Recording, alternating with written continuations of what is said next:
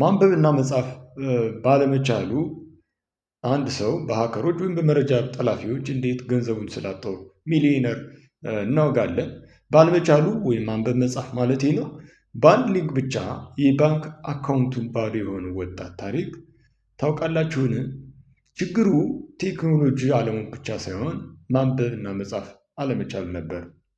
አበበ ይባላል። በግብርናና በንግድ ስራ እጅግ ውጤታማ የሆነ ወጣት ነበር። በሚሊዮኖች የሚቆጠሩ ገንዘብ በባንክ አከማችቷል። ነገር ግን በትምህርት ባለመግፋቱ መጻፍና ማንበብ አይችልም ነበር። ስልኩ ላይ የሚመጡለትን መልእክቶች ሁሉ ወይም ደግሞ ማስፈንጠሪያዎች የሚያነብለት የቅርብ ጓደኛውም ነበር። አንድ ቀን ስልኩ ላይ የባንክ አካውንቶ ተቆልፏል የሚል አጭር ሜሴጅ ይመጣለታል፣ ወይም በሊንክ መልክ ማለት ነው።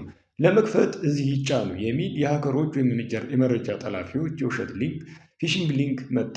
አበበ የተጻፈውን ማንበብ ስለማይችል ጓደኛው በሌለበት ሰዓት ዝም ብሎ ሊንኩን ተጫነው። በመቀጠል የሚመጡትን ጥያቄዎች ሳያነብ የስ ወይም ደግሞ ኮንፈርም የሚሉትን ቦታዎች በሙሉ እየነካ አለፈ። ሀከሮቹ ወይም የመረጃ ጠላፊዎቹ የአበበን ስልክ ሙሉ በሙሉ ተቆጣጠሩት። ማንበብ ባለመቻሉ ሚስጥራዊ ቁጥሮ ወይም ደግሞ ኦቲፒ ዋን ታይም ፓስወርድ ያስገቡ የሚለውን ማስፈንጠሪያ ወይም ማስጠንቀቂያ እንደ መልካም ነገር ቆጥሮ ለጠላፊዎች አሳልፎ ሰጠ። በአንድ ሌሊት ውስጥ ለዓመታት የለፋን 3 ሚሊዮን ብር ከአካውንቱ ወዳልታወቀ ባንክ ተዘዋወረ።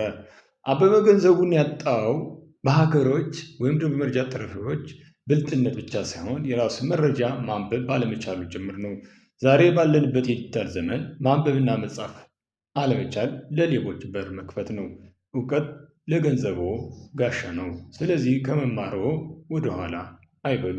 ይህ ፓርስ ቀለም ነው።